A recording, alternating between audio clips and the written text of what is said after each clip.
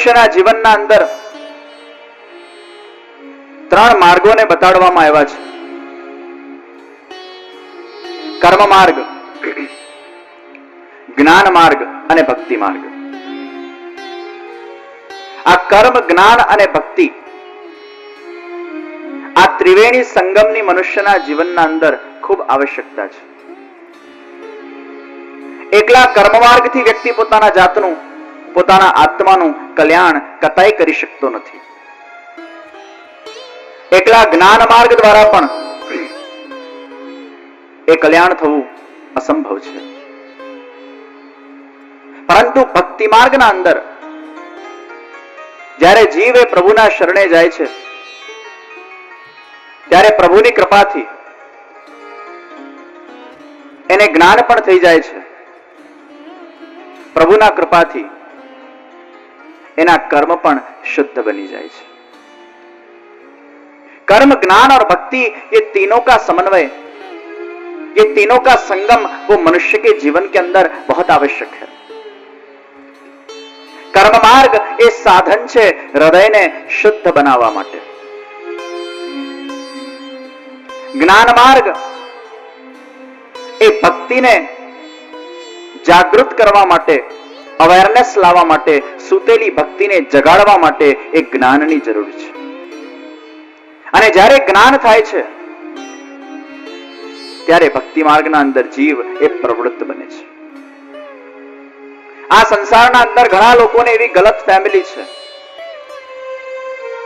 કે અમે તો કેવલ કર્મ માર્ગના અંદર માનીએ છીએ, કેવલ સારા કર્મો કરવા, કેવલ માનવ સેવા કરવી અને માનવ સેવાના અંદર જ પ્રભુ સેવાનું દર્શન કરવું.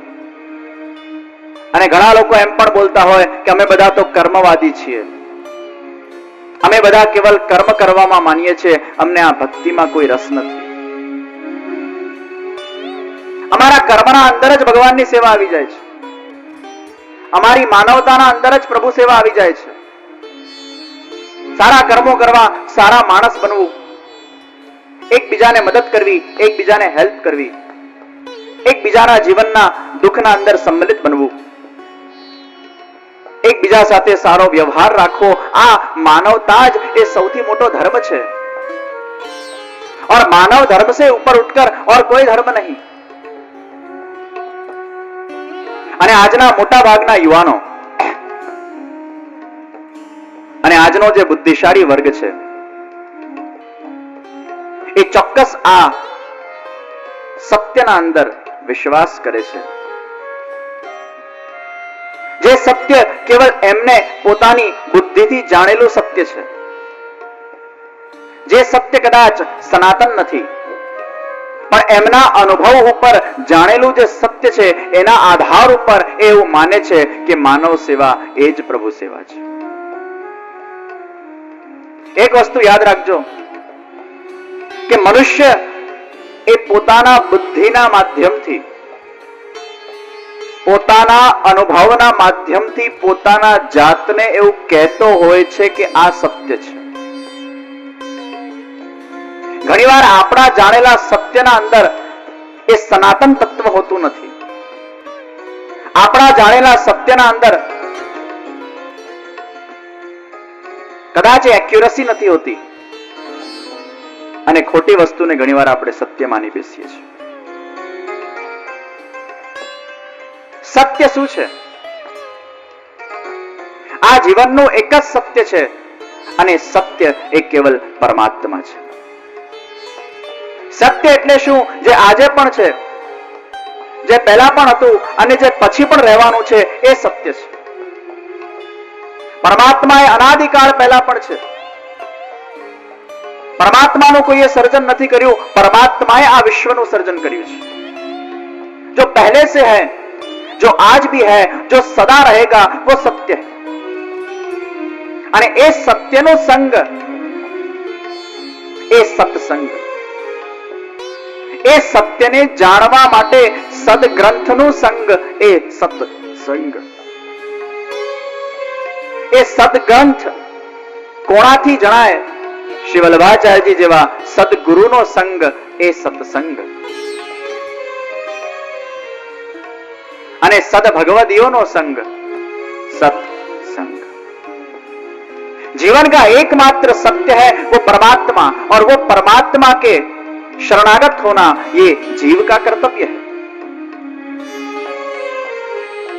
પણ માણસ ઘણી વાર એવું માની લે છે કે અમે આ કર્મ માર્ગમાં છીએ ને, માનવ સેવા કરીએ છીએ ને, એમાં પ્રભુ સેવા આવી ગઈ એટલે અમારે પછી ફરી પ્રભુની વર્શિપ કરવાની જરૂર નથી, સેવા કરવાની જરૂર નથી, અમે કર્મવાદી છીએ।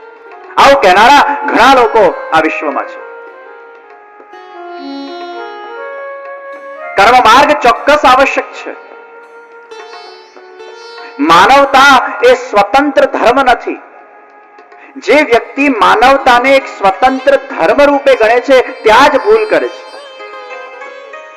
માનવતા એ સ્વતંત્ર ધર્મ નથી, પણ માનવતા એ દરેક ધર્મનો પાયો છે। માનવ સેવા કરવી એ જીવનું કર્તવ્ય છે, અને જ્યાં કર્તવ્ય છે એ સહજ રૂપે થવું જોઈએ। એ તો આપણું ડ્યુટી છે। ડ્યુટી કરવું એ આપણું કર્તવ્ય છે। कोई माता पिता एम के भगवान ने, हे भगवान, मैं मारा पुत्रनी बहु काळजीथी बहु व्यवस्थित रूपे बहु सारी रीते में परवरिश करी छे, तू मने पुण्य आप। त्यारे भगवान कहे, अरे पुत्रनी परवरिश करवू तो प्रत्येक माता पितानु कर्तव्य छे, पण हाँ तू पुत्रनी परवरिश जो बराबर नहीं करे तो पाप जरूर लगशे। जो हमारा कर्तव्य है, मानवता ए प्रत्येक जीवનું કર્તવ્ય છે। કર્મ માર્ગ એ પ્રત્યેક જીવનું કર્તવ્ય છે કે સારા કર્મો કરવા જોઈએ, સારી ભાવના રાખવી જોઈએ, સારી વાણી બોલવી જોઈએ, સારો વ્યવહાર રાખવો જોઈએ,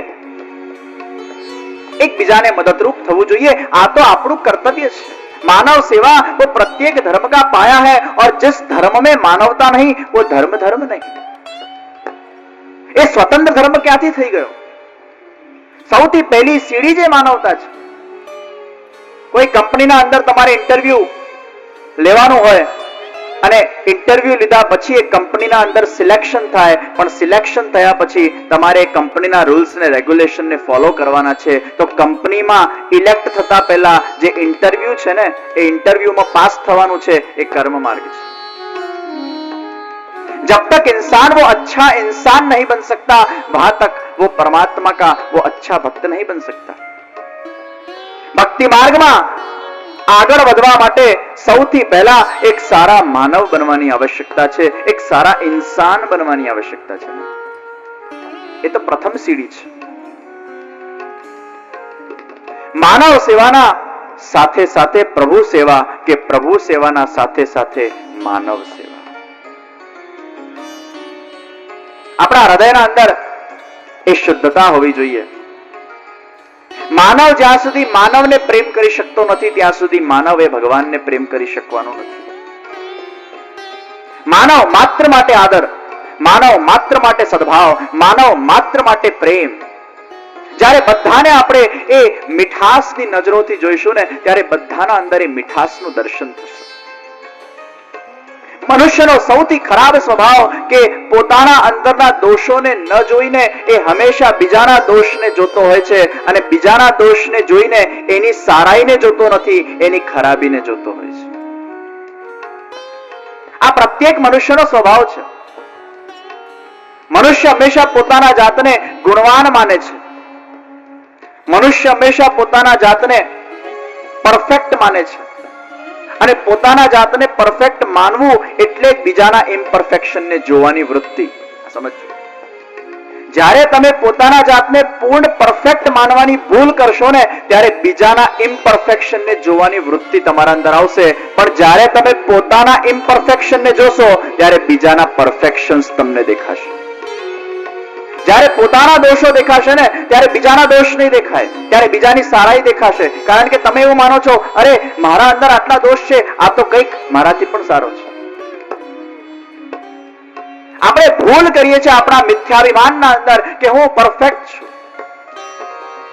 પોતાના દોષ જ્યારે વ્યક્તિ જોતો થઈ જાય ને કર્મ માર્ગના અંદર, ત્યારે બીજાની સારાઈનું દર્શન કરે છે, કેમ કે દ્રષ્ટિના અંદર સારાઈ છે।